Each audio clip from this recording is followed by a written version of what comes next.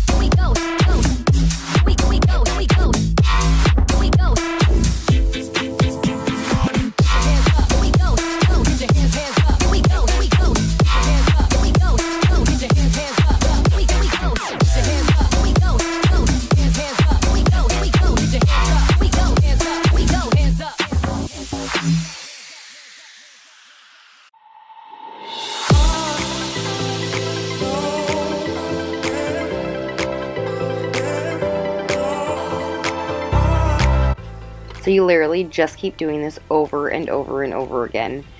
You add color, you mix it, you add a little bit more of the solution, you mix some more color in, you just do this over and over and over again until you get to the point where your pan looks full enough.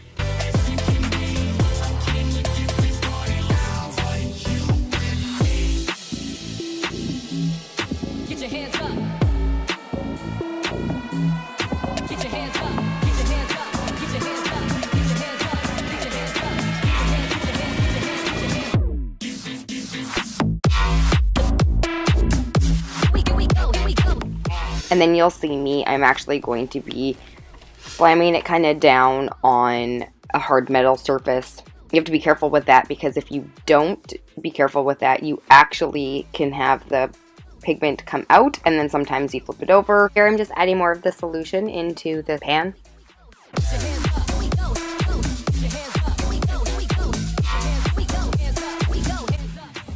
Here I did the same thing as I did with the other one. I literally just mixed, added more liquid, mixed more pigment, and so on and so forth.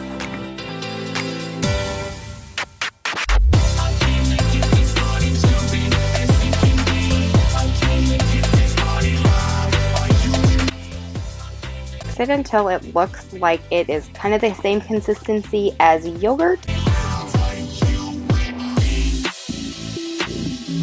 So here I'm actually going to be getting out my jojoba oil, and this is going to be for the glitter eyeshadows. The oil kind of bands it together and slide on really nicely, so that you want to just add some oil if you're going to be doing glitters and not just pigments. Right here I'm actually just mixing up all of the stuff together so it's nice and mixed. You want to make sure it's really well mixed.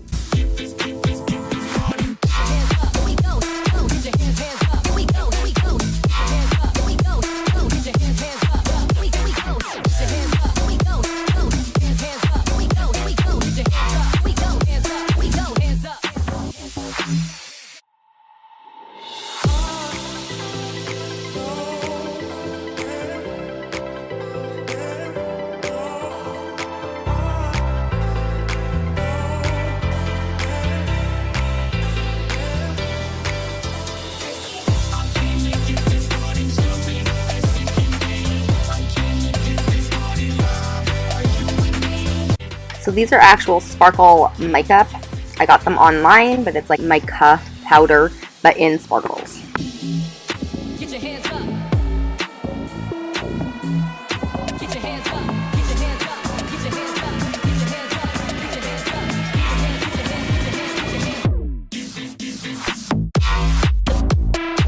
up. So these are pigments I've already done, and they've been sitting for a little while. They take about 24 hours to get rid of all the alcohol out of there. And so I'm just going to be pressing them down. What you're going to need is a quarter and some paper towel. And you just put the quarter in the paper towel and press it down. At this point, you're going to know if your pigments aren't dry enough yet, because when you lift that paper towel, you will see that if they're wet, they will stick to it. Hopefully that doesn't happen. Make sure you're leaving enough time for them to dry.